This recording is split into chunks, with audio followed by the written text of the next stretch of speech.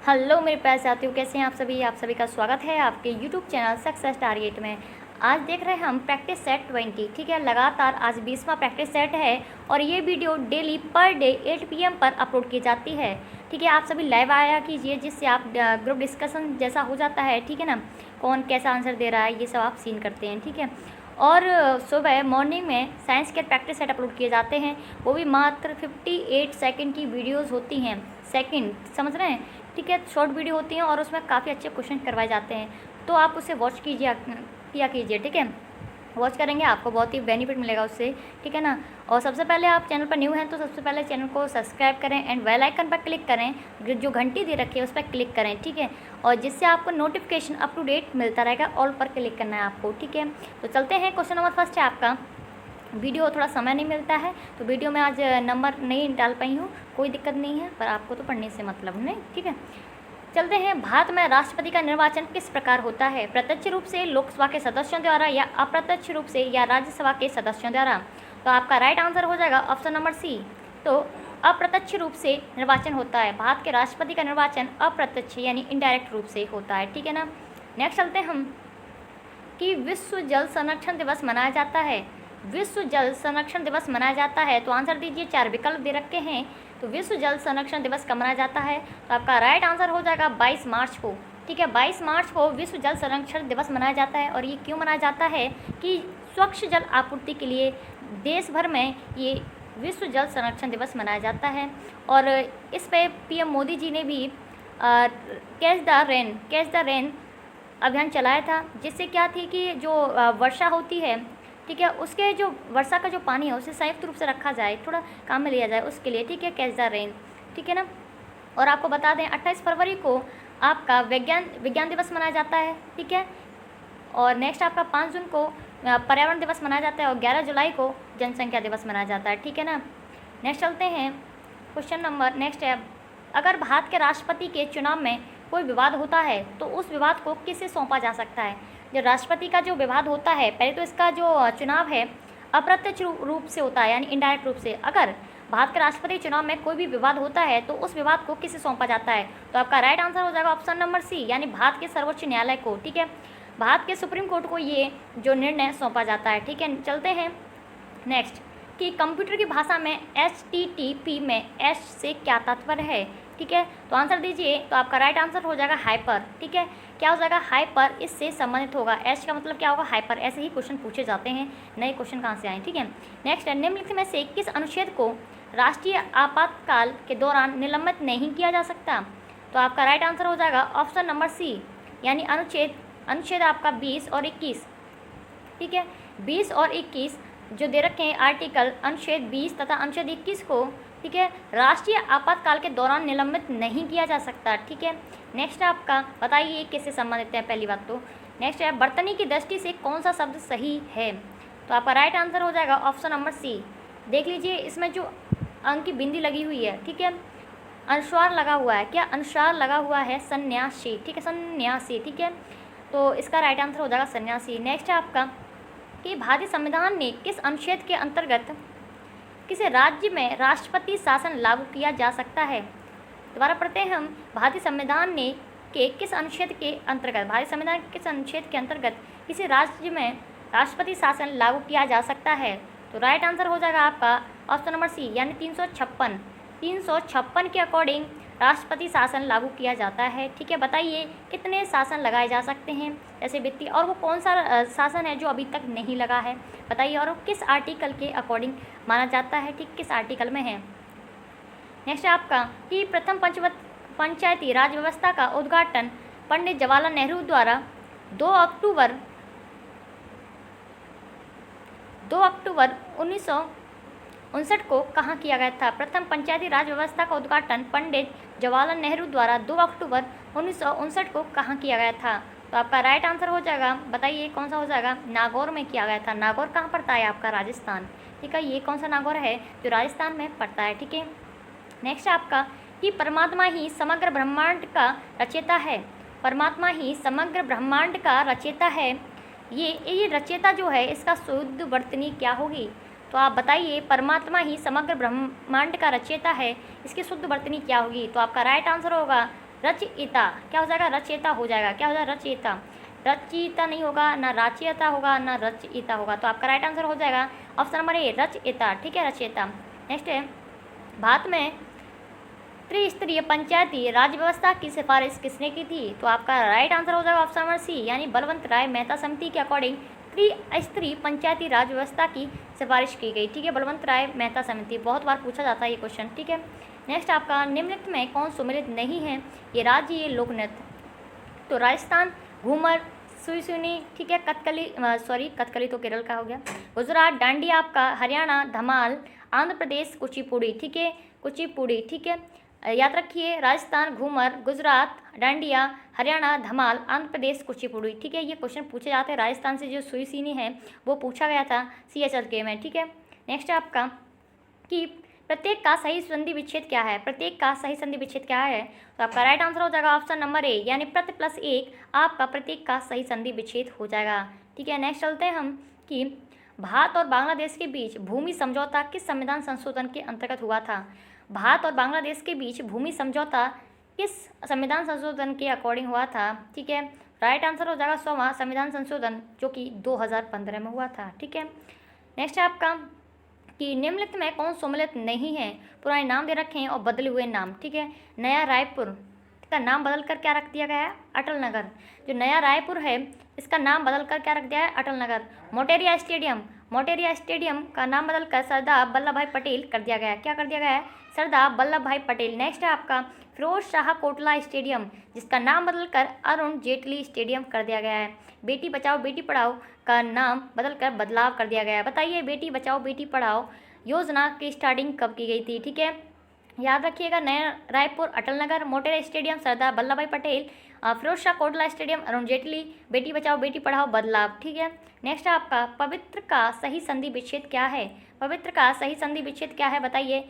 तो आपका right answer हो जाएगा प प्लस इत्र। ठीक है, अगर पूछ लिया जाए क्वेश्चन में कि ये पवित्र जो है ये कौन सी संधि है, तो मैंने आपको बताया था, कई बार बता चुकी हूँ मैं, कि अगर वह हमारा पूरा आए, वह के सामने जो अक्षर है वो पूरा आए, ठीक है, तो आपकी हो जाएगी आपकी अयाद संधि। क्या हो जाएगी? आपकी अयाद संधि हो जाएगी। कौन सी हो जाएगी? अयाद संधि। लेकिन जैसे आ आए, ठीक है, जैसे स्वागत आधा आ रहा है, तो ये कौन सी हो जाएगी? यण संधि हो जाएगी। ठीक है, कौन सी हो जाएगी? आपकी यण संधि हो जाएगी। ठीक है, नेक्स्ट चलते हैं हम, तो ये संधि कौन सी हो गई? अयाद। नेक्स्ट, निम्नलिखित में कौन सम्मिलित नहीं है? ये अंतर्राष्ट्रीय नर्स दिवस 12 मई को मनाया जाता है, राइट है। ठीक है, विश्व अस्थमा दिवस 7 मई को, ये भी सही है।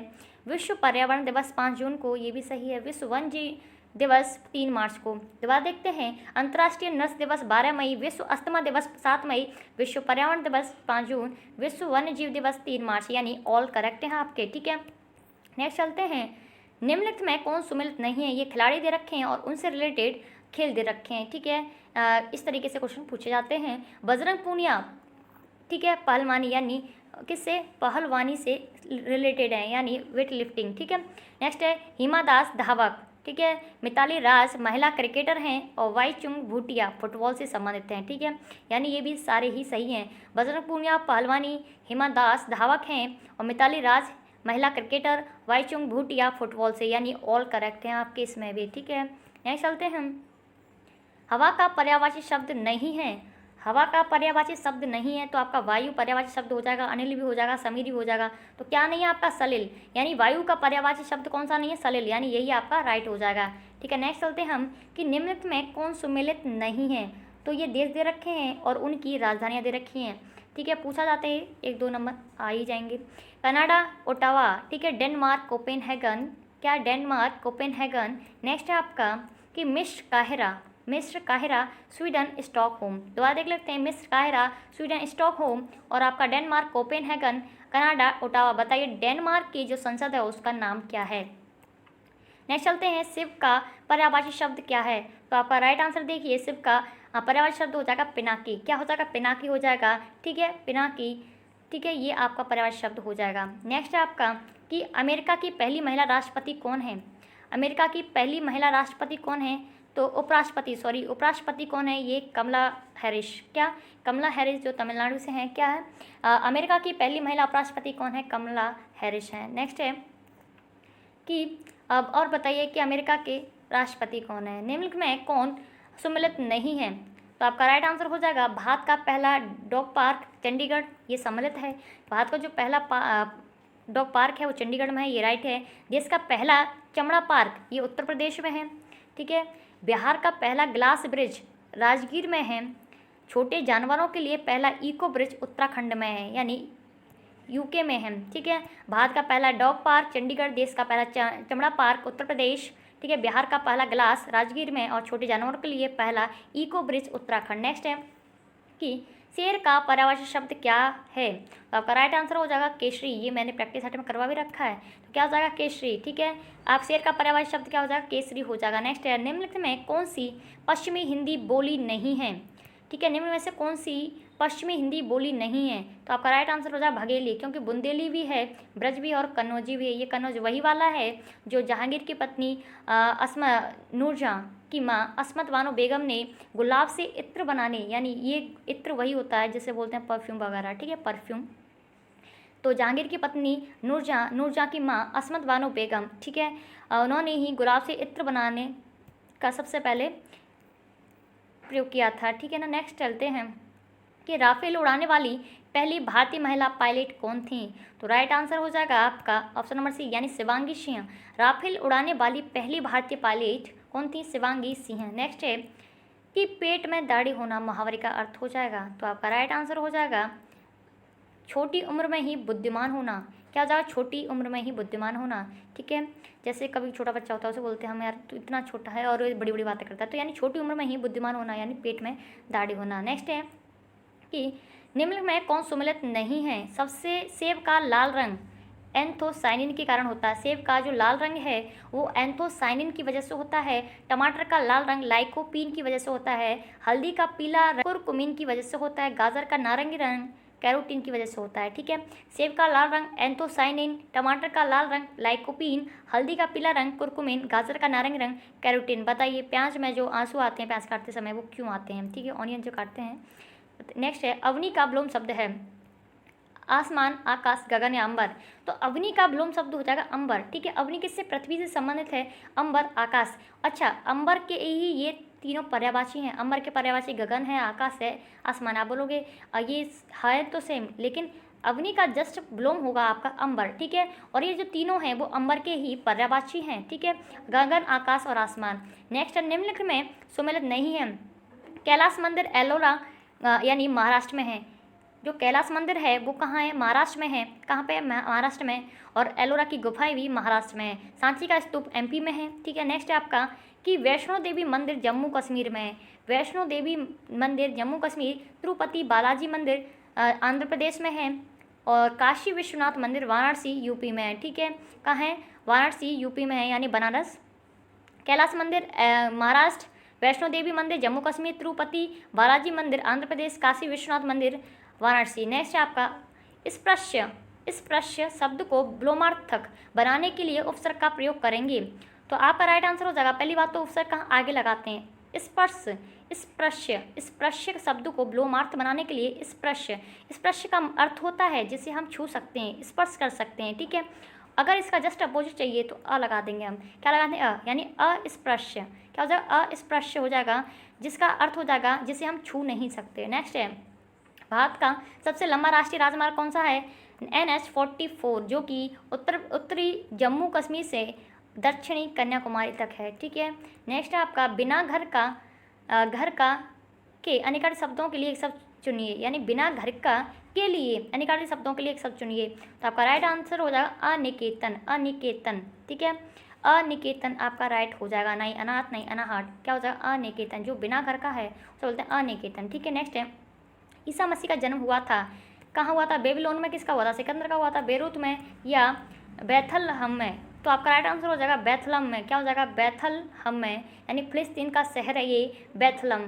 क्या? फिलिस्तीन का शहर है बैथलहम। नेक्स्ट है मृदुल का विलोम शब्द होगा। मृदुल का विलोम शब्द होगा, बहुत से लोग देखते होंगे मृदुल की कॉमेडी वगैरह, तो उसका जो अर्थ है इस तरीके से याद रख लिए, रुक्ष है। क्या है? रुच्छ। क्या हो जाएगा? रुच्छ हो जाएगा, ठीक है। नेक्स्ट है कि GSM का संक्षिप्त रूप क्या हो जाएगा?